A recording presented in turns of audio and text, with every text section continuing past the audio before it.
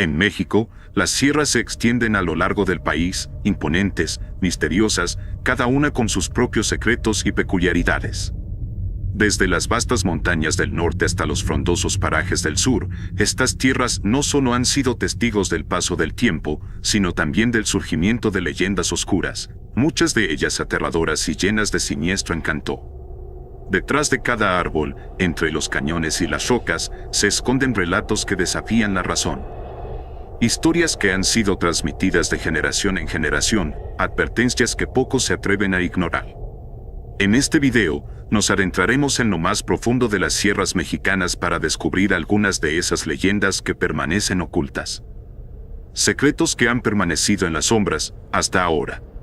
Acompáñanos en esta aventura y descubre lo que realmente se esconde en el corazón de las sierras de México. Pero ten cuidado, no todo lo que se cuenta quiere ser descubierto. El eco de la bruja. La camioneta se detuvo en medio del camino polvoriento, frente a la cabaña que se alzaba entre los árboles altos de la Sierra Gorda. Sara bajó del vehículo, observando la estructura vieja y desgastada que se extendía ante ella. La cabaña parecía haber sido parte del paisaje por siglos, como si la tierra misma la hubiera engullido y luego la hubiera escupido de vuelta. Sus maderas estaban grises por el tiempo y la humedad, y el aire olía a tierra mojada y algo más, algo que no podía identificar, pero que le provocaba una sensación de incomodidad. «Es solo por un tiempo», dijo su madre, Clara, mientras bajaba las maletas del coche. «Hasta que nos acomodemos y veamos qué hacemos con la herencia de tu abuela». «Es una oportunidad, Sara», añadió su padre, Eduardo, con una sonrisa que no llegó a sus ojos. La ciudad estaba matándonos. Aquí podremos respirar aire fresco y empezar de nuevo. Sara no respondió. Algo en esa cabaña la inquietaba, como si hubiera estado esperando por ellos todo este tiempo, observando, paciente. La primera noche fue extraña. Los grillos y las aves nocturnas parecían cantar más fuerte que en cualquier otro lugar, como si intentaran ahogar los sonidos que venían de más allá, de las montañas oscuras que se alzaban en el horizonte. Sara intentó dormir, pero en el silencio de la madrugada comenzó a escuchar algo más. Un susurro, débil y apenas perceptible, que parecía llegar a través de las paredes. No lograba entender las palabras, pero las risas suaves que lo acompañaban le helaron la sangre. A la mañana siguiente, cuando se lo comentó a sus padres, su madre lo desestimó con una sonrisa. «Debe ser el viento. Este lugar es viejo, ya sabes. Hace ruidos extraños». Pero su padre la miró con una expresión más dura, casi irritado. «No hay nada aquí, Sara. Debes dejar de hacerte ideas. Este lugar es nuestra casa ahora, y debemos aceptarlo». Los días siguientes fueron tensos. Mientras Clara intentaba adaptarse a la vida en la cabaña, cocinando y organizando el hogar, Eduardo exploraba los alrededores. Un día, Sara lo vio regresar desde lo profundo del bosque con algo en las manos. Parecía un objeto antiguo, cubierto de musgo y tierra. Lo miró fijamente, preguntándose de dónde lo había sacado. «¿Qué es eso?», preguntó Sara. «Lo encontré cerca de un arroyo», respondió Eduardo, mostrándole lo que parecía ser una figura de barro. «Algo hecho por los antiguos habitantes de esta región. Quizás valga algo». Sara lo observó con recelo. La figura tenía un aspecto inquietante, un rostro torcido y alargado, con ojos que parecían seguirla. Cuando su padre la guardó en su bolsa de cuero, Sara sintió un nudo en el estómago. Había algo mal en ese objeto, algo que no podía explicar. Esa misma noche, los susurros volvieron, pero esta vez fueron más fuertes. Sara se despertó sobresaltada, con el corazón latiendo rápido en su pecho. Las risas parecían salir de todas partes, rodeándola, como si alguien estuviera jugando con ella desde las sombras. Intentó gritar, pero sus palabras se ahogaron en su garganta. De repente, escuchó pasos pesados afuera de su habitación. Era su padre. Cuando abrió la puerta, lo encontró de pie en el pasillo, mirando hacia la ventana.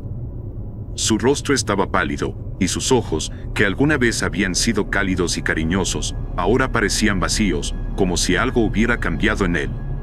«Papá, ¿qué haces aquí?», preguntó, su voz temblando. Él no respondió al principio, Solo se quedó allí, mirando fijamente hacia la oscuridad exterior. Luego, lentamente, se giró hacia ella. La cabaña es nuestra ahora, dijo en un tono frío. Todo lo que hay aquí nos pertenece. Sara retrocedió, incapaz de entender lo que estaba ocurriendo. Algo había cambiado en su padre desde que había traído esa figura a la casa. Ya no era el mismo. Había una sombra en sus ojos, algo oscuro que lo envolvía. Pero su madre no parecía notarlo. A medida que los días pasaban, Clara solo seguía defendiendo a Eduardo, insistiendo en que todo estaba bien, que Sara estaba exagerando. Pero Sara sabía la verdad. Sabía que algo en la cabaña estaba despertando, y que su padre había cometido un error al traer ese objeto maldito. Los susurros de la bruja, las risas en la oscuridad, estaban cada vez más cerca. Algo estaba acechando, y Sara era la única que lo veía. El eco de la bruja estaba comenzando a resonar. Los días pasaron con una creciente sensación de asfixia. Sara observaba cómo su padre cambiaba poco a poco, volviéndose cada vez más distante, irritable, y más obsesionado con la cabaña y el terreno que la rodeaba. Se pasaba horas en el bosque, explorando solo, a menudo regresando con objetos antiguos, trozos de cerámica o piedras talladas que, según él, tenían un poder especial. Los guardaba en un viejo baúl que había encontrado en el sótano, y Sara notaba que, desde que había comenzado a recolectar esas cosas, su comportamiento se volvía cada vez más errático. Una tarde, mientras Eduardo estaba fuera, Sara encontró a su madre sentada junto a la chimenea, tejiendo en silencio. El silencio entre ellas era pesado, lleno de palabras no dichas. Sara había intentado hablar con ella sobre lo que estaba sucediendo con su padre, pero Clara siempre encontraba una manera de ignorar sus preocupaciones, aferrándose a su lealtad hacia él. «Mamá, papá está diferente», dijo finalmente Sara en un susurro. «No lo reconoces, ¿verdad? No es el mismo desde que encontró esa cosa en el bosque». Clara dejó de tejer por un momento, pero no levantó la vista. «Es tu padre, Sara. Está adaptándose al cambio, como todos nosotros. Solo necesita tiempo». «No, mamá, no es solo eso. Es esa figura y esos objetos que ha estado trayendo. Siento que algo malo está pasando aquí, algo que tiene que ver con esa bruja de la que hablaban en el pueblo». Clara frunció el ceño ante la mención de la bruja. «Esos son tonterías de aldeanos supersticiosos. Esta casa es nuestra, Sara. Todo lo demás es imaginación. Tu padre solo está cansado. ¿Sabes cómo es cuando se obsesiona con algo?». Sara quería gritarle que eso no era cierto, que había algo mucho más siniestro en juego, pero se contuvo. No podía hacer que su madre viera lo que ella veía. Clara estaba ciega por su necesidad de mantener a la familia unida, de sostener la imagen de la estabilidad a cualquier costo. Esa noche, los susurros y las risas volvieron, pero esta vez, no solo Sara los escuchó. El primer grito vino de la habitación de sus padres. Sara saltó de la cama, su corazón martillando en su pecho, y corrió hacia el pasillo. La puerta de la habitación de sus padres estaba entreabierta, y desde dentro podía escuchar los sollozos de su madre. Cuando entró, no vio. Eduardo estaba de pie junto a la ventana, mirando hacia la montaña, completamente inmóvil. Su madre, acurrucada en la cama, lo observaba con los ojos llenos de terror. «¿Qué le pasa?», preguntó Sara con la voz rota por el miedo. Clara no pudo responder, solo negó con la cabeza, su cuerpo temblando. Sara se acercó lentamente a su padre, pero había algo en el que la hizo detenerse. La forma en que estaba parado, con los hombros rígidos y la cabeza ligeramente inclinada hacia un lado, no era natural. «Papá», murmuró, acercándose más. Entonces, él se volvió bruscamente hacia ella, y por un momento, Sara sintió que el aire le faltaba. Los ojos de su padre ya no eran los mismos. Estaban vacíos, como pozos oscuros que no reflejaban nada.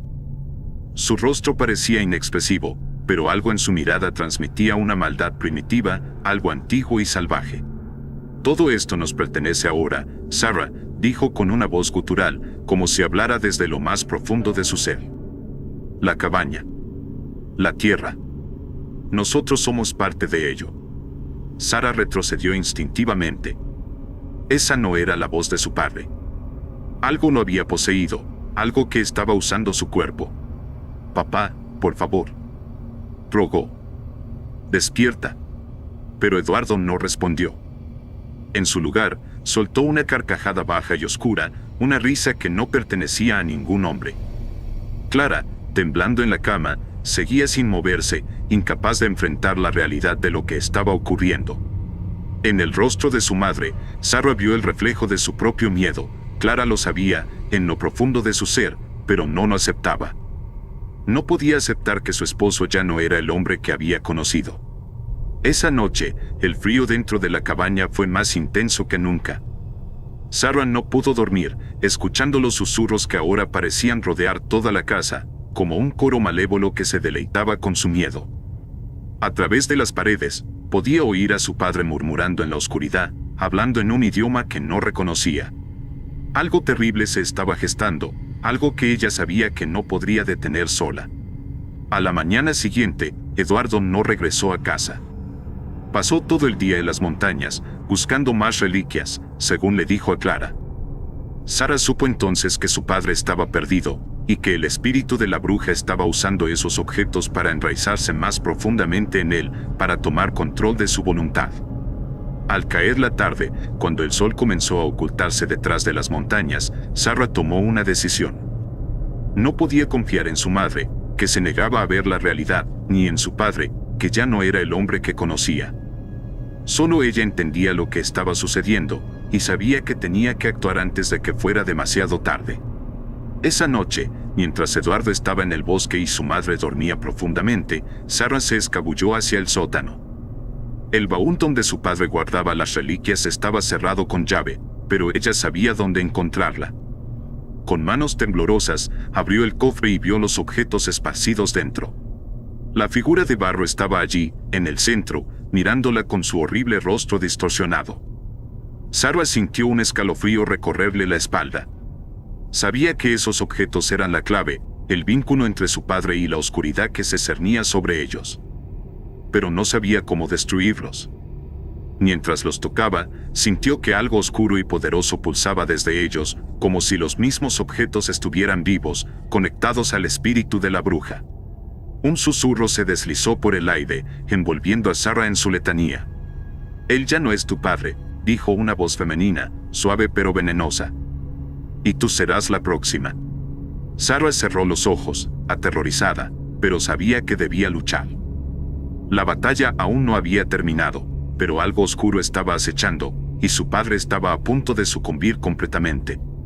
El frío en la cabaña era abrumador aquella noche, como si el aire mismo hubiera sido devorado por la presencia oscura que ahora reinaba en su hogar. Sara, decidida a acabar con la maldición que corrompía a su padre, tomó los objetos del baúl y los envolvió en una manta vieja. Sabía que eran el vínculo entre la bruja y su familia, el canal por el cual se alimentaba de sus almas. Si lograba destruirlos, podría salvar a su padre. Salió a toda prisa de la cabaña, sin detenerse para despedirse de su madre. Clara ya no escuchaba, absorta en una negación profunda, aferrándose a una imagen rota de lo que alguna vez había sido su esposo. El bosque era una negrura absoluta, apenas iluminada por la luna creciente, pero Sara no se detuvo. Caminó hacia el arroyo donde su padre había encontrado la primera figura, el lugar donde, quizás, todo había comenzado. El agua corría silenciosa, su reflejo plateado contrastando con la oscuridad del bosque. Sara arrojó los objetos al arroyo con toda su fuerza, deseando que la corriente los arrastrara lejos, que los sumergiera en el olvido. Pero, al hacerlo, algo dentro de ella se quebró. Un susurro, más fuerte que nunca, la envolvió. La voz de la bruja se filtró en su mente, burlona y cruel. ¿Crees que puedes deshacerte de mí tan fácilmente?, dijo la voz. Yo no estoy en esos objetos. Estoy en la tierra. Estoy en el aire. Estoy en ti, Sara. Sara intentó ignorar esas palabras y regresó a la cabaña después de arrojar los objetos malditos al arroyo, con el corazón latiéndole en los oídos, pero, por primera vez en días, sintió una paz inesperada.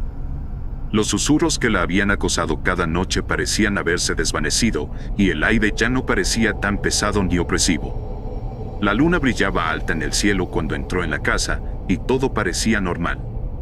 Quizá lo logré, pensó. Quizá papá pueda volver a ser el de antes. Subió a su habitación, con una mezcla de agotamiento y alivio. No escuchaba nada desde la habitación de sus padres, ningún susurro extraño ni murmullos en ese idioma oscuro que había comenzado a invadir sus noches. Se dejó caer sobre la cama, permitiéndose por fin un respiro profundo. Los objetos estaban fuera de su alcance, arrastrados por la corriente, y la bruja, quizás, también. Durmió con una tranquilidad que no había tenido en días. Cuando despertó al día siguiente, el sol ya estaba alto. El olor a café y huevos fritos flotaba en el aire, y Sarah se sorprendió de escuchar las voces de sus padres conversando en la cocina. Era una escena tan normal que, por un momento, pensó que todo lo que había pasado era un mal sueño. Se levantó con renovada esperanza, creyendo que tal vez su familia podría volver a la normalidad. Al entrar a la cocina, vio a su padre sentado a la mesa con una taza de café en la mano. Su madre, como siempre, se movía de un lado a otro, sirviendo el desayuno. Sarah sonrió, agradecida por la calma que se había instalado en el hogar. «Buenos días», dijo Sarah con un dejo de timidez, observando a su padre con cautela. Eduardo levantó la mirada lentamente, y su expresión no era la que ella esperaba. En lugar de alivio o afecto, lo que encontró fue una frialdad inquietante. «Buenos días, papá», repitió, tratando de sonar optimista, aunque una pequeña punzada de duda comenzaba a formarse en su pecho. Eduardo dejó la taza sobre la mesa con un golpe seco. Sus ojos, sombríos y vacíos, se clavaron en los de ella, como si estuviera buscando algo. Un escalofrío recorrió la espalda de Sarah cuando él abrió la boca para hablar. «Tú has sido una niña mala», dijo con voz áspera, cargada de un tono de reproche que Sarah jamás había escuchado de su padre. «Te metiste donde no debías». Sarah dio un paso atrás, sintiendo como la tranquilidad de la mañana se rompía como un espejo hecho añicos. Su madre, en cambio, continuó con sus tareas sin hacer ningún comentario, como si no hubiera escuchado lo que acababa de decir. Eduardo se levantó lentamente de la mesa y, al hacerlo, Sarah vio lo que tenía en las manos. La figura de barro. La misma que había encontrado en el bosque. La misma que ella había arrojado al arroyo la noche anterior. ¿Cómo es posible?, pensó con horror. Sus ojos se abrieron con incredulidad, y por un momento, la esperanza que había sentido al despertar se desvaneció por completo. Los objetos habían regresado, o quizá nunca se habían ido. «Lo escondiste, Sarah», dijo su padre, sus ojos vacíos, casi inhumanos. «Pero no puedes escapar». «Papá», intentó decir ella, con la voz quebrada, no lo entiendes. Yo solo quería ayudar». «Silencio», gruñó Eduardo, sus dedos apretando la figura como si fuera un símbolo de su autoridad. «Hoy no desayunarás. Y no podrás salir de tu cuarto. Hasta que aprendas a obedecer». Sarah sintió que sus piernas se debilitaban, pero no por el castigo, sino por la desesperación que se apoderaba de ella. Su madre no intervino, ni siquiera miró en su dirección, completamente absorta en su rutina como si todo fuera normal. Como si su esposo aún fuera el mismo hombre y no la marioneta de algo mucho más oscuro. Desesperada, Sarah subió a su cuarto, cerrando la puerta detrás de ella con un golpe sordo. Se dejó caer al suelo, con lágrimas en los ojos, dándose cuenta de que no había escapatoria. No importaba lo que intentara, no importaba qué hiciera para liberarse de la maldición, los objetos siempre regresarían. La bruja había marcado su destino, y ahora lo entendía con una claridad brutal: alguien debía tomar su lugar. Su padre estaba perdido, atrapado por esa fuerza que lo había poseído. Y su madre, ciega, no haría nada para detenerlo. «Soy la única que puede hacer algo», pensó Sarah, con el corazón destrozado. La bruja no se iría.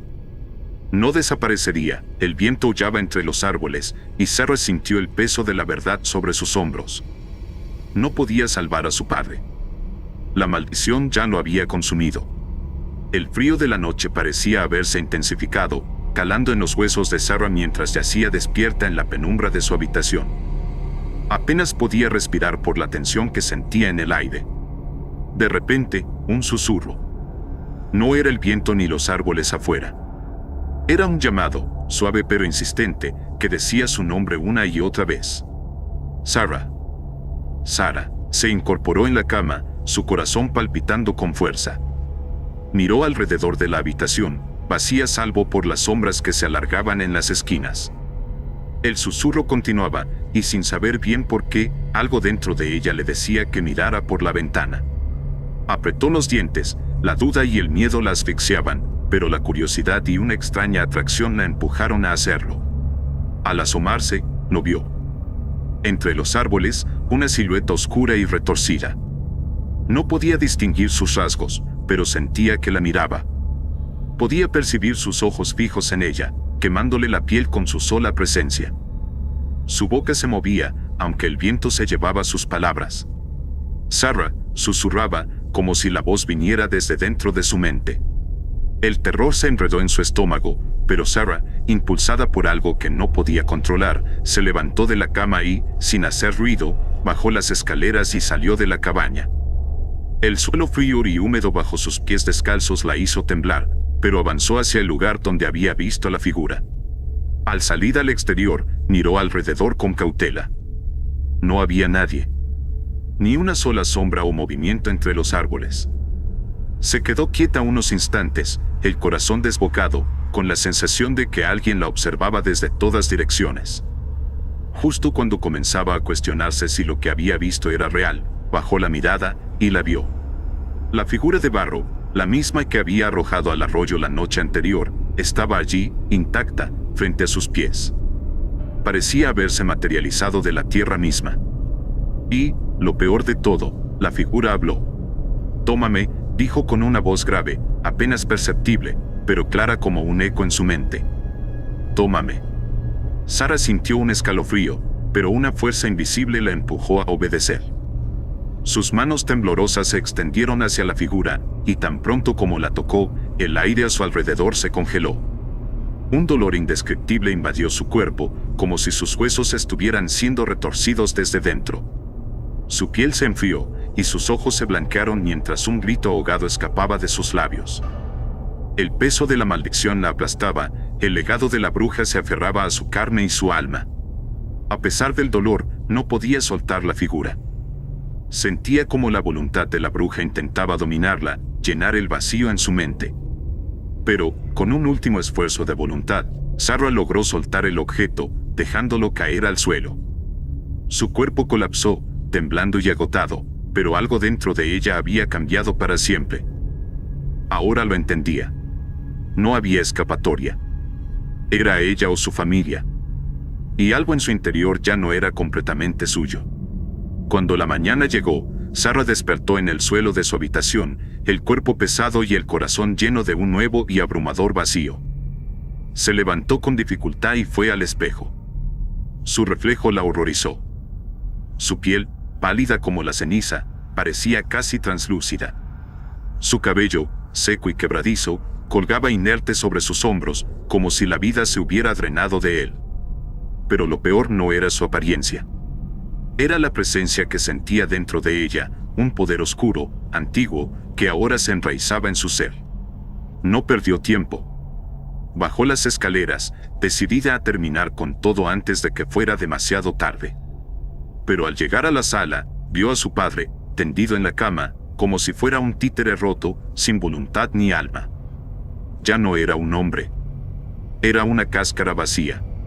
Sarah giró hacia su madre, quien estaba de pie junto a él, observando en silencio. «Deben irse ahora», dijo Sarah con voz firme, casi desesperada. «Deben largarse antes de que sea tarde». Clara se volvió hacia su hija, su expresión dura y obstinada. «No iremos a ninguna parte», respondió con frialdad. «Tu padre no quiere irse, y debemos respetar su decisión. Es su casa». Sarah sintió como la rabia se apoderaba de ella, una rabia que no era completamente suya. Un grito brotó de lo más profundo de su ser, un grito que no sonaba humano. «Lárguense», rugió, su voz distorsionada, retumbando en las paredes.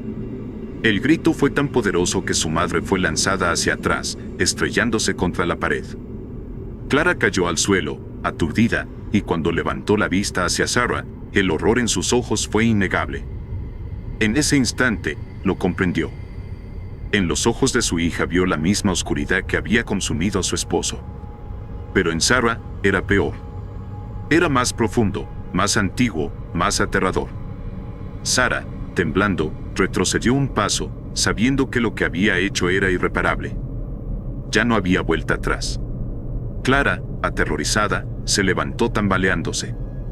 Sin decir una palabra más, tomó a Eduardo, arrastrándolo con todas sus fuerzas hasta la camioneta. Lo subió al asiento del copiloto y, sin mirar atrás, encendió el motor. El chirrido de las llantas sobre la grava fue lo último que Sarah escuchó antes de que el vehículo desapareciera por el camino de tierra, llevándose a sus padres lejos de la maldición. Sarah los vio partir, su corazón dividido entre el alivio y el dolor. Sabía que nunca volvería a verlos, pero al menos estarían a salvo. Su madre, mientras conducía por el sendero sinuoso de la montaña, sintió una profunda punzada de culpa y remordimiento. Por primera vez en mucho tiempo, entendió el precio de no haber intervenido a tiempo. El horror la envolvía, y el vacío dejado por su hija le carcomía el alma. Sarah se encontró ahora sola en la casa, la cual parecía más vacía que nunca. El silencio la envolvía, pesado y opresivo, pero en su interior había algo que no podía calmarse. Su cuerpo temblaba, su mente comenzaba a nublarse.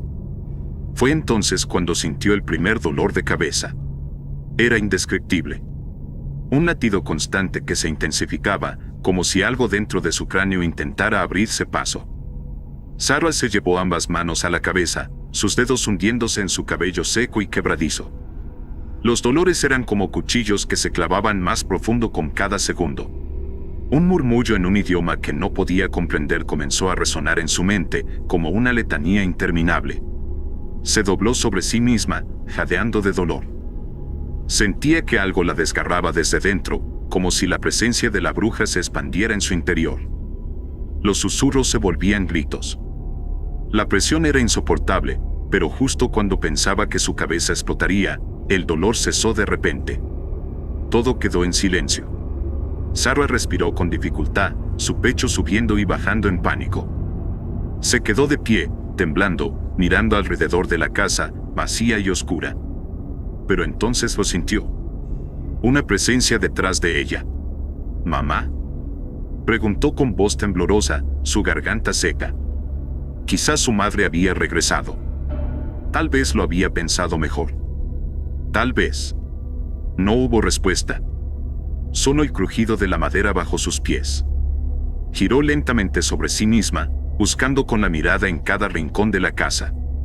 La tensión en el aire era sofocante. Sin embargo, no había nadie. Todo estaba como antes. Solo sombras. De repente, sintió un frío intenso en su hombro, como si una mano helada la hubiera tocado. Volteó de golpe, pero no vio nada. La casa seguía en silencio. Su respiración se aceleró, y justo cuando intentaba calmarse, al regresar la mirada al frente, lo vio. Ahí estaba, la bruja. Su aspecto era aún peor de lo que jamás habría imaginado. Su rostro era una máscara de putrefacción, sus ojos negros, sin alma, la observaban con una intensidad que la paralizó. La piel de la bruja colgaba de su rostro en jirones, su boca retorcida en una sonrisa cruel. Su aliento, nauseabundo y frío, envolvía a Sarah como una nube tóxica. «Ahora, eres mía», susurró la bruja, su voz rasgando el aire, como un cuchillo hundiéndose en el alma de Sarah. Sarah no pudo soportarlo más. Con un grito ahogado, salió corriendo de la casa, sin rumbo. Sus pies descalzos golpeaban el suelo con fuerza, pero no sentía el dolor. Solo corría, sin voltear atrás, sabiendo que algo la perseguía, algo terrible que no se atrevía a enfrentar. Los árboles pasaban a su lado como sombras alargadas, y el viento helado cortaba su piel. Su respiración se volvía cada vez más desesperada, mientras el eco de la risa de la bruja resonaba en su mente. Corrió hasta que sus piernas no pudieron más, hasta que la oscuridad del bosque la envolvió. Tropezó con un tronco que sobresalía del suelo, y su cuerpo cayó pesadamente, su cabeza golpeando contra una roca. Todo se oscureció. Cuando despertó, la noche había caído por completo. Estaba tendida junto al arroyo, pero algo no estaba bien. Su ropa, aquella que llevaba cuando salió corriendo de la casa, ya no estaba. En su lugar, vestía unos harapos sucios, que alguna vez podrían haber sido blancos, pero ahora eran grises por la mugre y el tiempo.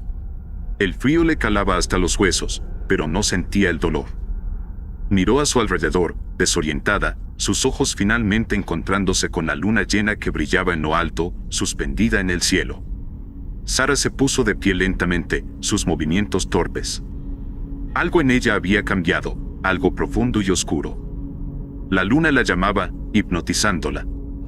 Sin pensarlo, comenzó a caminar hacia la luz que caía desde lo alto. Su camino la llevó de vuelta a la casa. Estaba vacía. No había rastros de sus padres, solo silencio y oscuridad. Cuando entró, sus pies arrastraban el polvo acumulado en el suelo. Todo parecía diferente, como si hubiera envejecido en cuestión de horas. En el centro de la sala, algo captó su atención. Había una silla. Sara frunció el ceño. No recordaba haber visto esa silla antes. Era de madera vieja y astillada, situada en el centro exacto de la habitación, como si alguien la hubiera colocado allí a propósito, esperando su llegada. Sin saber por qué, se acercó a la silla y se sentó en ella, dejando que el peso de su cuerpo cayera pesadamente sobre la madera. Entonces, las voces comenzaron. Esta vez, no eran susurros ininteligibles. Eran claras, como si siempre hubieran estado allí, esperando que ella escuchara. Eran las voces de los ancestros, de las brujas que habían venido antes de ella. Y ahora, Sara lo sabía. La bruja había estado esperando un sucesor. Alguien que tomara su lugar. Sara ya no era Sara. La bruja vivía dentro de ella ahora, su esencia retorcida fusionada con la suya. Era un destino del que no podía escapar. Y mientras las voces cantaban en su mente, aceptó su destino. Porque, después de todo, alguien tenía que continuar con el legado. Y ahora, sería ella. Sentada en aquella silla, Sara se convirtió en la nueva bruja de la Sierra Gorda. Desde entonces, nadie volvió a ver a la familia. Solo quedaron historias, ecos de lo que una vez fue. Ahora, en las noches más oscuras, los habitantes cercanos dicen escuchar risas y susurros que resuenan desde las montañas. Y todos saben que la nueva bruja está observando, esperando. Sara se había convertido en la leyenda. Y la sierra, una vez más, estaba maldita. El pueblo olvidado. El sol se ocultaba lentamente tras las montañas de la Sierra de Baja California, proyectando sombras alargadas sobre el paisaje rocoso. El viento arrastraba ráfagas gélidas que serpenteaban por los caminos polvorientos, mientras un grupo de amigos conducía por una angosta carretera secundaria, en dirección a un pueblo que apenas aparecía en los mapas. Eran 5, Javier, su hermana menor Lucía, Álvaro, un fotógrafo aficionado, y María y Carlos, una pareja que había escuchado sobre aquel lugar en historias de borrachos en bares de Tijuana. El viaje había comenzado como una simple escapada, una aventura más para salir de la rutina. Querían explorar la sierra, ver los paisajes desérticos y, si tenían suerte, tomar fotos espectaculares del amanecer en las formaciones rocosas de la Rumorosa. ¿Estás seguro de que este es el camino?, preguntó Lucía desde el asiento trasero, mientras el auto subía trabajosamente por una pendiente. Javier, que conducía, frunció el ceño. Las señales en el camino eran inexistentes y el GPS ya no tenía cobertura desde hacía horas. Solo confiaba en las indicaciones vagas que les había dado un viejo en una gasolinera a medio camino.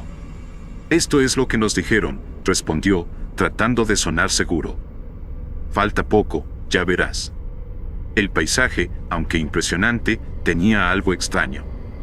Había algo en la quietud de las montañas, en el viento que susurraba entre las rocas, que hacía que el ambiente se sintiera pesado, casi opresivo. Los demás intentaban mantener una conversación animada, pero de vez en cuando, el silencio se apoderaba del auto, como si el entorno les robara las palabras. Finalmente, tras horas de conducción, el pueblo apareció ante ellos. Era pequeño, mucho más de lo que imaginaban. Casuchas de adobe y piedra se alineaban torpemente en una única calle principal. Algunas parecían abandonadas, otras, aunque habitadas, se veían envejecidas, como si el tiempo hubiera pasado más lento allí. No había señales de vida en las calles, ni un perro, ni un niño corriendo. Solo la sombra de la iglesia al final del camino les daba la bienvenida. «Parece tranquilo», dijo María, tratando de sonar optimista, aunque su tono no convencía a nadie. «Mejor buscamos dónde quedarnos», sugirió Carlos. «No quiero manejar de noche por estas carreteras». El auto se detuvo frente a lo que parecía ser una pequeña posada. Un hombre mayor salió de la penumbra del porche, con una expresión que oscilaba entre la curiosidad y la desconfianza. Llevaba una gorra vieja y sus manos, callosas, mostraban años de trabajo duro bajo el sol. «¿Buscan quedarse aquí?», preguntó con voz áspera. Javier asintió, bajando la ventanilla. El anciano los miró en silencio durante un largo rato, como evaluándolos, antes de hacer un gesto para que bajaran del auto.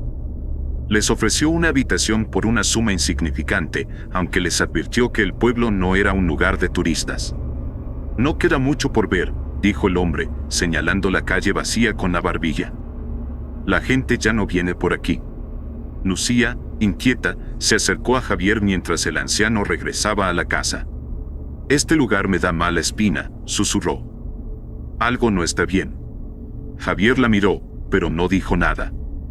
Él también había sentido una extraña sensación en el pecho desde que entraron al pueblo, pero no quiso alarmarla. Quizás era solo el cansancio del viaje. Esa noche, el viento seguía golpeando la posada, haciendo que las puertas y ventanas crujieran. Afuera, el silencio era absoluto, salvo por los murmullos que parecían susurrar desde la iglesia, como si alguien rezara en la distancia. Lucía despertó en mitad de la noche.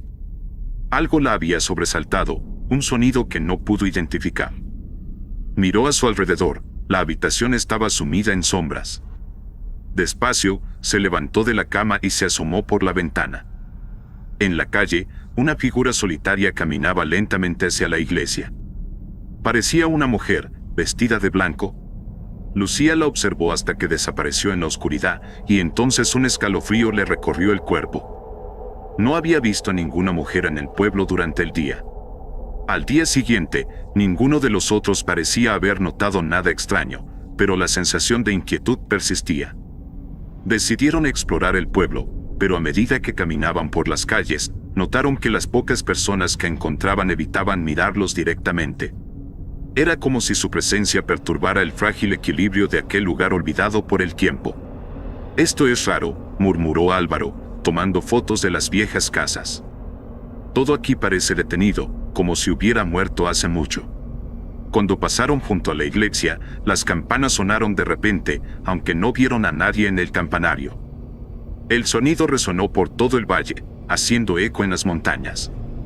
Un eco que, de alguna manera, parecía más profundo y antiguo que el propio pueblo. Algo oscuro y desconocido se escondía en las montañas. Y ellos, sin saberlo, ya estaban atrapados. Los amigos se reunieron en el pequeño comedor de la posada, donde el anciano que los había recibido la noche anterior les servía café ralo y pan duro. Nadie había dormido bien, el viento había silbado toda la noche y la sensación de ser observados era constante. «No me gusta este sitio», dijo Lucía en voz baja, mientras removía su café. «Algo pasó anoche. Vi a alguien en la calle, pero no sé quién era. Parecía una mujer». «Este lugar está lleno de gente rara», murmuró María. «Apenas nos miran cuando pasamos». Javier, cansado pero tratando de mantener la calma, sugirió que debían explorar más. No podían simplemente quedarse en la posada. Después de todo, habían viajado hasta ese recóndito lugar por una aventura, no por miedo a lo desconocido. «Vamos a caminar por las montañas», dijo Álvaro, entusiasmado a pesar del ambiente. «Vi un sendero que lleva a las colinas desde el borde del pueblo.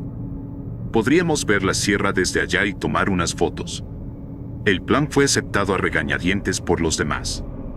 Después de recoger sus cosas, se dirigieron al sendero, pero antes de que salieran del pueblo, el anciano se les acercó rápidamente. «No vayan a las montañas», dijo, con la voz baja pero firme. Es peligroso. ¿Por qué?, preguntó Javier, con una mezcla de curiosidad y molestia. No hay señales de peligro. El anciano los miró durante un largo momento. En sus ojos había una mezcla de miedo y resignación. Hay cosas que no deben despertar, murmuró. Este lugar no es lo que parece.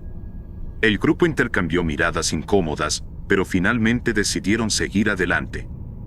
Ignorarían las advertencias del hombre. Quizás solo intentaba asustarlos, o simplemente estaba loco.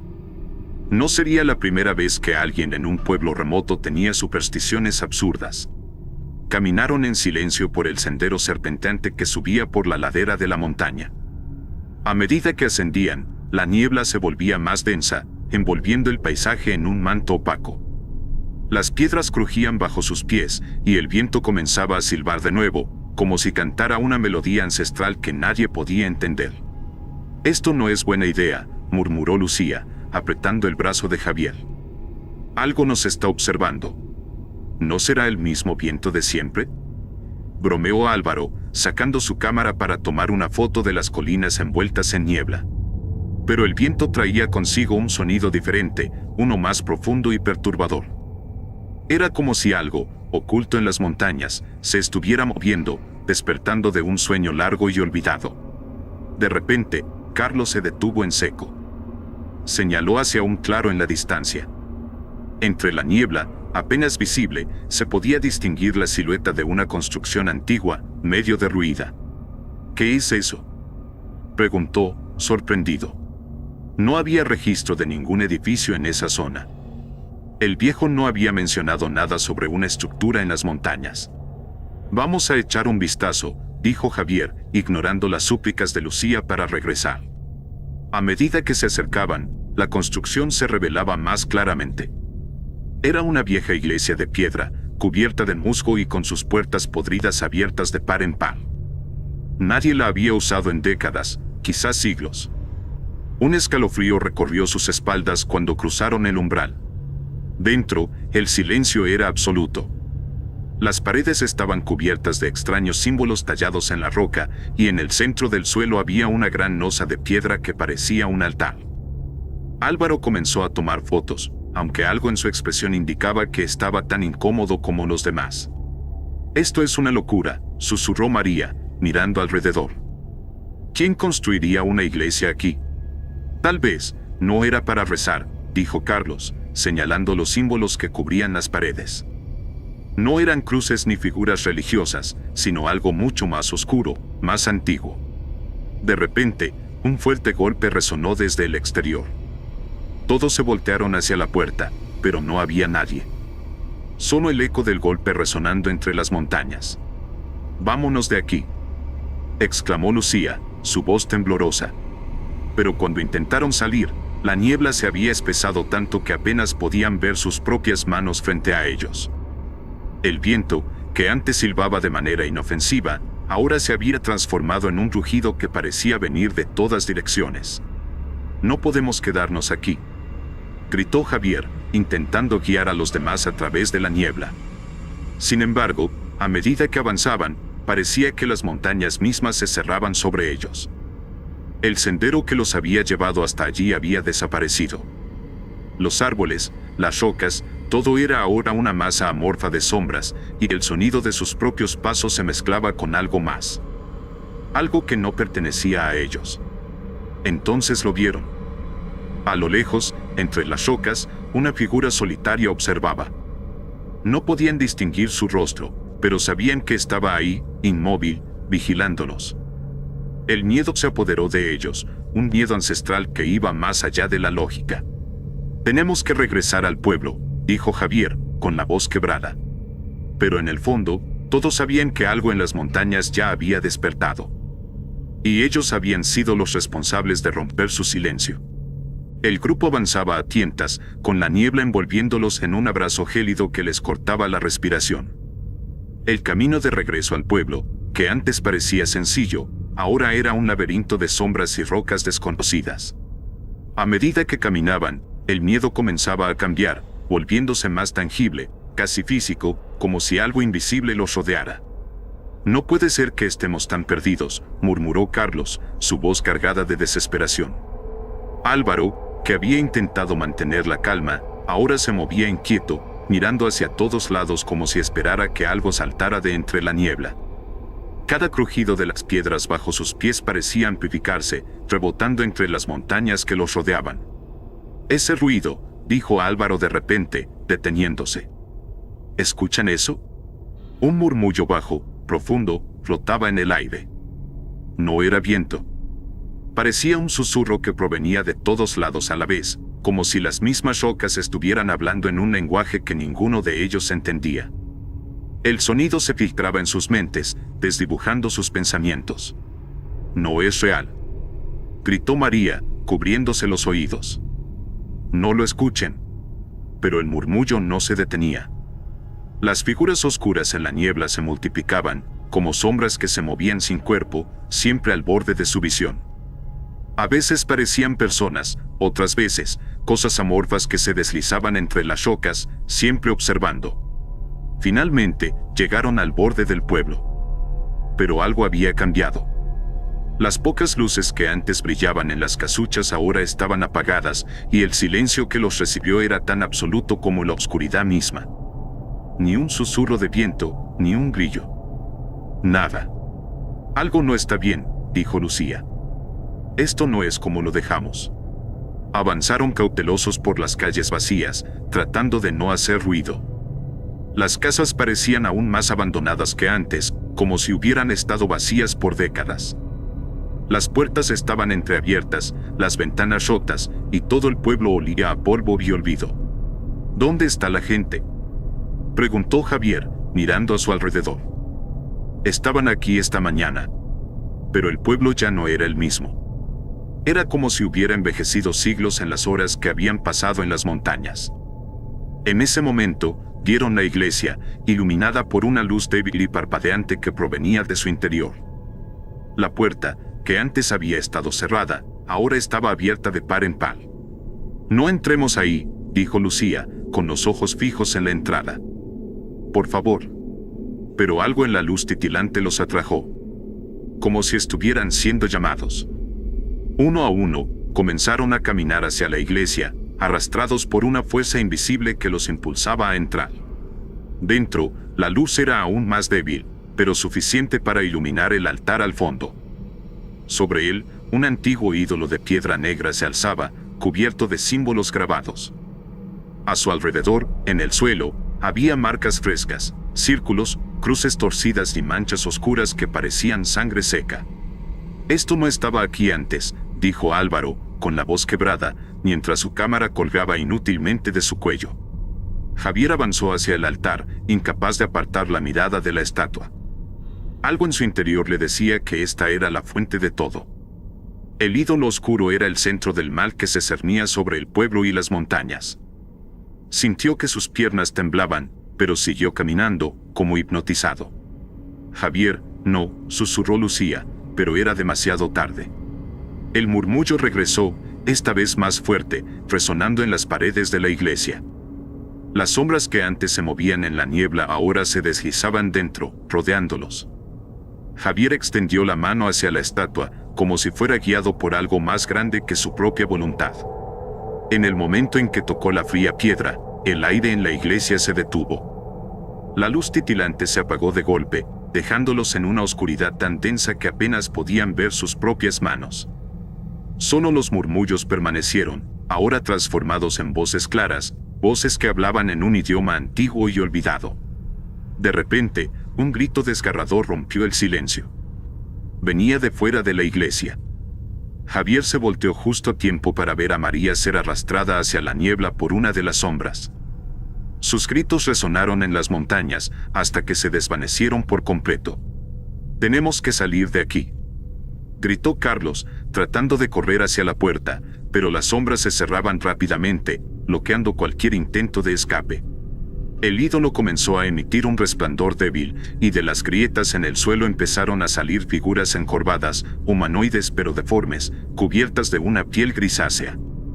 Sus ojos brillaban con un odio antiguo, como si hubieran esperado siglos para este momento. «Javier», Temblando, retrocedió hasta quedar junto a sus amigos. Estaban rodeados. Lucía sollozaba, aferrada a su brazo, mientras Álvaro apuntaba su cámara hacia las criaturas, aunque sabía que ninguna imagen capturaría la realidad de lo que estaban presenciando. «Esto es culpa nuestra», susurró Javier, mirando el ídolo. «Despertamos algo que no debía ser despertado». Las figuras comenzaron a avanzar, arrastrándose por el suelo de piedra, mientras las voces en la oscuridad recitaban un cántico que parecía reverberar dentro de sus mentes. Carlos intentó luchar, pero fue inútil. Una de las criaturas lo derribó, desapareciendo con él en la oscuridad. Lucía gritaba, pero sus gritos se ahogaron en el aire pesado, mientras una mano grisácea la arrastraba hacia las sombras. Álvaro cayó de rodillas, su cámara destrozada junto a él, mientras las criaturas lo rodeaban lentamente. Javier, paralizado por el horror, sintió las manos heladas cerrarse sobre él. Las sombras lo tragaron, mientras los susurros lo envolvían por completo. El pueblo permaneció en silencio después de aquello, como si nada hubiera pasado. La niebla se dispersó con el amanecer y las montañas volvieron a su quietud. Solo el eco de las campanas de la iglesia resonaba, como un lamento distante, perdido en el viento. Nadie volvió a ver a los amigos. La leyenda del Nahual. El antropólogo Julián Gutiérrez no creía en leyendas, mucho menos en las que hablaban de brujerías o criaturas capaces de cambiar de forma. Había pasado años estudiando las costumbres y creencias de los pueblos indígenas de México, siempre con una mirada crítica y escéptica. Por eso, cuando le hablaron de un pequeño pueblo en la Sierra Tarahumara donde la gente vivía aterrorizada por un supuesto nahual, decidió emprender el viaje. Estaba convencido de que se trataba de un mito más, algo que podía explicarse con antropología y ciencia. Llegó al pueblo al caer la tarde. El lugar era modesto, con casas de adobe y techos de teja, y las montañas se alzaban a su alrededor como gigantes adormecidos. El aire era frío y pesado, como si la sierra guardara un secreto bajo su manto de pinos. Los pocos habitantes que se veían en las calles apenas le dirigían la palabra, y los que lo hacían lo miraban con una mezcla de recelo y resignación. «El nahual no es algo con lo que se debe jugar», le dijo el dueño de la pequeña posada donde se alojaría. «Si vienes aquí a buscarlo, lo encontrarás. Pero no será lo que esperas». Julián esbozó una sonrisa forzada, acostumbrado a escuchar advertencias de ese tipo. Sabía que en estos pueblos las leyendas se tomaban con seriedad, pero él no estaba allí para creer. Estaba allí para observar, documentar y quizás desmentir. Esa noche, la posada, un edificio pequeño y antiguo, crujía con cada ráfaga de viento que soplaba entre las montañas. Afuera, las calles estaban desiertas y una densa niebla comenzaba a asentarse, cubriendo el suelo como un sudario blanco. Mientras Julián repasaba sus notas sobre los mitos tarahumaras, no pudo evitar recordar lo que le habían contado los aldeanos. El nahual, un ser mitad hombre, mitad bestia, podía tomar cualquier forma. Nadie sabía cuándo o cómo aparecía, pero siempre dejaba tras de sí muerte y desolación. Alrededor de la medianoche, algo lo despertó. Un ruido sutil, como el crujir de ramas secas bajo pies ligeros. Julián se levantó lentamente, asomándose por la ventana. El pueblo seguía en silencio, pero había algo en la penumbra que le resultaba inquietante. Las sombras de los árboles parecían moverse de manera extraña, como si algo se escondiera entre ellas. Frunció el ceño, sacudiendo la cabeza para despejar sus pensamientos. «Es solo el viento», murmuró para sí, volviendo a la cama. Sin embargo, el malestar no desapareció. A la mañana siguiente, al recorrer el pueblo, notó que el ambiente había cambiado. La gente lo evitaba y algunos lo miraban con ojos llenos de miedo, como si su presencia hubiera perturbado algo que preferían mantener dormido. En el mercado, una mujer mayor le advirtió, susurrando con voz baja: «El nahual anda cerca. Ya ha tomado a varios animales, pronto será el turno de los hombres». Julián decidió investigar más a fondo. Visitó a uno de los ancianos del pueblo, un hombre llamado Don Mateo, conocido por sus conocimientos sobre las tradiciones locales. El viejo vivía en una humilde choza al borde del bosque, y aunque al principio fue reacio a hablar, finalmente accedió a contar lo que sabía. «El nahual no es un hombre cualquiera», dijo don Mateo, con los ojos fijos en la chimenea. Es alguien que tiene un pacto con los espíritus de la sierra. Puede tomar la forma de cualquier animal, grande o pequeño, pero siempre deja una marca, algo que lo delata. Hay noches en que los perros desaparecen, otras veces son los venados. Y cuando no encuentra animales, busca humanos. ¿Cómo nos reconocen?, preguntó Julián, anotando cada palabra. No nos reconocemos, hasta que ya es tarde, respondió don Mateo, con un susurro. Luego se inclinó hacia él. Pero si vienes a buscarlo, ten cuidado. El nahual no tolera que lo sigan, y cuando se siente amenazado, cambia de forma para confundirte. Esa misma tarde, Julián se adentró en el bosque que rodeaba el pueblo, decidido a explorar los lugares donde, según los aldeanos, el nahual había sido visto. El silencio en la espesura era inquietante, roto solo por el ocasional crujido de ramas secas bajo sus botas. Mientras caminaba, no podía dejar de sentir que algo lo observaba, que no estaba solo. De repente, vio un movimiento entre los árboles. Se detuvo, entrecerrando los ojos. A lo lejos, entre la maleza, distinguió lo que parecía ser una figura humana, encorvada, pero al parpadear, ya no estaba. El bosque guardaba un misterio que Julián aún no comprendía, pero lo sentía. Las leyendas sobre el nahual comenzaban a cobrar un matiz diferente en su mente. Lo que al principio había considerado superstición se estaba volviendo algo mucho más tangible, algo que lo acechaba desde las sombras. Y en ese momento, por primera vez desde su llegada, sintió un escalofrío recorrerle la espalda. El segundo día en el pueblo comenzó con la misma inquietud que la noche anterior. Julián despertó temprano, aún perturbado por lo que había visto en el bosque, pero trató de racionalizarlo. Se convenció de que su mente, influenciada por los cuentos y el ambiente lúgubre, le estaba jugando malas pasadas. Después de todo, había venido a buscar pruebas tangibles, no a dejarse llevar por fantasías. Sin embargo, mientras caminaba por las calles del pueblo, notó que algo había cambiado. El aire parecía más pesado, y los pocos aldeanos que se encontraban fuera de sus casas lo miraban con una mezcla de curiosidad y desconfianza, susurrando entre ellos. Esa misma mañana, una familia había encontrado a sus cabras mutiladas en las afueras del pueblo. Los animales estaban destrozados, como si una bestia salvaje los hubiera atacado durante la noche. Las marcas en los cuerpos no correspondían a ningún depredador conocido. Julián decidió visitar el lugar donde encontraron los cuerpos, pero al llegar se encontró con algo que lo hizo detenerse en seco. Entre los restos de los animales había huellas, pero no eran solo de una bestia. Entre las pisadas de las cabras, podía distinguir lo que parecían ser rastros humanos, pies descalzos, mezclados con las marcas de garras. Observó más de cerca, intentando descifrar qué podía haberlas causado. Su mente lógica buscaba explicaciones. Tal vez alguien del pueblo había cometido el ataque en un estado de locura o bajo alguna especie de ritual, pero no podía ignorar lo que había escuchado la noche anterior. A medida que el sol comenzaba a descender, Julián se aventuró nuevamente al bosque, esta vez con más cautela. Se adentró más profundo que el día anterior, siguiendo un sendero que los aldeanos evitaban, uno que, según don Mateo, llevaba a un lugar donde pocos se atrevían a ir. Al avanzar, las sombras entre los árboles parecían más densas, como si el crepúsculo trajera consigo una vida propia. De repente, un ruido en la distancia lo detuvo. Era un gruñido bajo, algo que no pertenecía ni a un animal ni a un ser humano. Su corazón se aceleró, pero obligándose a mantener la calma, siguió avanzando hacia el origen del sonido. Llegó a un claro entre los árboles, y allí, entre la penumbra del atardecer, vio una figura. Era un hombre, o al menos lo parecía. Estaba de pie, a pocos metros de él, con el torso descubierto y la piel cubierta de cicatrices profundas, casi como si hubiera sido desgarrada y luego curada de forma antinatural.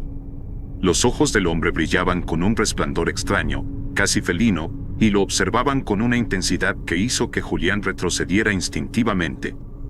«No deberías estar aquí», dijo el hombre, su voz áspera y cargada de advertencia. «El bosque no es para ti». Julián intentó preguntar quién era, pero antes de que pudiera articular una palabra, la figura se desvaneció entre los árboles, moviéndose con una agilidad imposible para un ser humano. El antropólogo sintió un nudo en el estómago.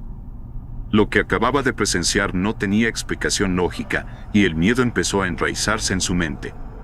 Aceleró el paso de regreso al pueblo, sintiendo que lo seguían, aunque nunca pudo ver nada concreto. Las ramas crujían a sus espaldas y las sombras parecían moverse en los bordes de su visión. Cada sonido del bosque, desde el aleteo de un pájaro hasta el susurro del viento, se sentía como un presagio. Esa noche, en la posada, Julián apenas pudo dormir. Los ruidos afuera se hacían más persistentes. Era como si el bosque se acercara, como si las criaturas nocturnas acecharan desde la penumbra, esperando el momento oportuno para atacar. Desde la ventana de su cuarto, pudo distinguir figuras moviéndose entre los árboles, aunque cuando intentaba enfocar, desaparecían. Al amanecer, una conmoción en el pueblo lo despertó. Un joven había desaparecido durante la noche. Su familia lo había visto por última vez cerca del borde del bosque, y aunque algunos pensaban que se había perdido, otros, más supersticiosos, creían que el nahual lo había tomado. El miedo comenzaba a crecer entre los aldeanos, y las miradas de recelo hacia Julián se hicieron más evidentes. Don Mateo lo visitó en la posada más tarde ese día. Su rostro mostraba una mezcla de preocupación y advertencia. «Te lo dije», murmuró el anciano. «Cuando lo buscas, él te encuentra primero». Julián trató de explicar lo que había visto en el bosque, el hombre extraño, las huellas, pero don Mateo lo interrumpió. «El nahual ya está jugando contigo. Lo que viste, lo que escuchaste, todo es parte de su cacería. Se esconde entre nosotros, cambia de forma, te confunde. No sabes quién es hasta que es demasiado tarde». Esa advertencia caló hondo en Julián. Comenzaba a darse cuenta de que ya no estaba seguro de lo que era real y lo que no. ¿Había sido el hombre que vio una alucinación, un truco del cansancio? O tal vez, como decían las leyendas, el nahual podía adoptar cualquier forma, incluso la de un ser humano. Esa tarde, mientras los últimos rayos del sol iluminaban la sierra, Julián miró a su alrededor con desconfianza. Las sombras de los árboles se alargaban, y cada figura que veía, cada persona con la que se cruzaba, parecía ser una amenaza potencial. El aire estaba cargado de tensión, y el bosque, que durante el día había sido un refugio de tranquilidad, ahora parecía una trampa. El antropólogo no podía ignorar lo que estaba sucediendo. Las desapariciones, los animales muertos, las advertencias de los aldeanos, todo apuntaba a algo más grande, algo que escapaba a su comprensión lógica. Y mientras el sol se escondía una vez más, supo que la noche traería nuevas revelaciones. Lo que fuera que acechaba en la oscuridad ya estaba demasiado cerca, y Julián se encontraba atrapado en un juego del que no sabía cómo salir. La noche cayó sobre el pueblo con una velocidad inusual, como si la oscuridad se apresurara a envolver la sierra y sus habitantes. Julián permanecía sentado en la pequeña habitación de la posada, observando la luna menguante a través de la ventana. Su mente repasaba los últimos días, las advertencias, los animales mutilados, el hombre extraño en el bosque y las desapariciones. Todo parecía encajar en un patrón que, aunque quería negar, ya no podía ignorar. El aire dentro de la posada era denso, pesado con una sensación que no podía describir. Sabía que debía salir, debía enfrentar lo que fuera que estaba ocurriendo en ese pueblo. Pero el miedo lo había inmovilizado. ¿Y si el nahual ya lo estaba cazando? ¿Y si esa sombra que creía ver moverse en el bosque no era fruto de su imaginación? Un golpe en la puerta lo hizo levantarse bruscamente. Era don Mateo, su rostro más sombrío que nunca. «Viene por ti», dijo sin preámbulos, sus ojos hundidos en preocupación. «El nahual sabe que estás aquí. No queda mucho tiempo. Si quieres vivir, debes irte esta noche». Julián se llenó de dudas. Su naturaleza racional aún no mantenía aferrado a la lógica, pero algo en el tono de don Mateo lo hizo dudar. La desesperación del anciano no era actuada. «¿Irme?», preguntó Julián. «¿Y dejar todo sin resolver?». «No puedo». «No hay nada que resolver», interrumpió don Mateo con voz firme. «No puedes luchar contra algo que no puedes ver. El nahual es real, y no es algo que puedas entender. Se esconde en la piel de los vivos, se alimenta de nuestra duda, y cuando menos lo esperas, te toma». Las palabras de don Mateo retumbaban en la cabeza de Julián. Todo el pueblo parecía estar bajo el dominio de ese miedo, de esa leyenda que él había llegado a estudiar y que ahora lo envolvía en su red. Sabía que, racionalmente, la única salida era huir, pero algo dentro de él lo empujaba a quedarse, a descubrir la verdad, aunque le costara la vida. Antes de que pudiera responder, un grito rasgó el silencio de la noche. Provenía del exterior, un alarido desgarrador que resonaba entre las casas de adobe. Julián y don Mateo se miraron, el miedo reflejado en sus ojos. «Es tarde», susurró el anciano, y sin decir más, salió corriendo de la posada. Julián, sintiendo la adrenalina llenar su cuerpo, lo siguió. Afuera, el pueblo estaba en caos. Los aldeanos corrían de un lado a otro, cerrando puertas y ventanas con desesperación. Algunos murmuraban plegarias, otros se escondían en sus casas. El grito se había apagado, pero el eco de su horror permanecía en el aire. Julián siguió a don Mateo hasta el borde del bosque. En el suelo, iluminado por la luz de la luna, yacía el cuerpo de un hombre joven. Su rostro estaba congelado en una expresión de terror absoluto, pero no había señales de heridas. Parecía como si algo le hubiera arrebatado la vida sin dejar marca. «El nahual lo ha tomado», murmuró don Mateo, inclinándose sobre el cadáver. «Toma más que cuerpos. Toma el alma». Julián dio un paso atrás, sintiendo que la situación se desmoronaba a su alrededor.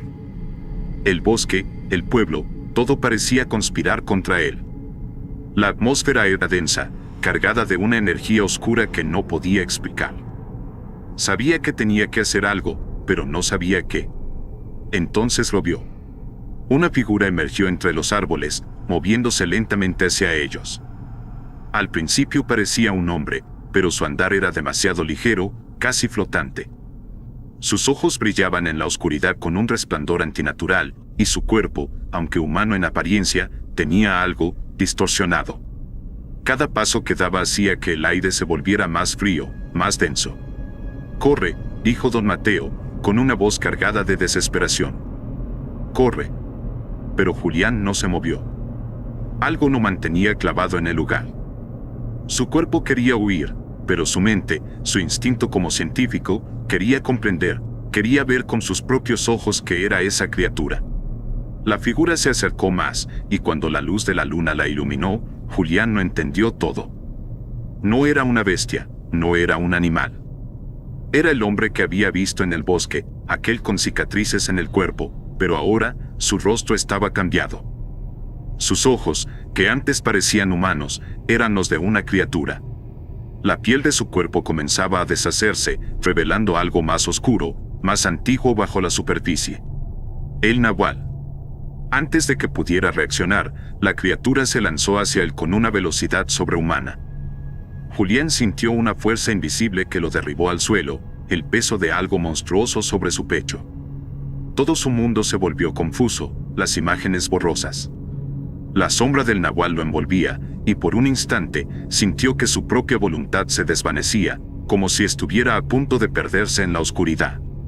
Pero entonces, don Mateo intervino.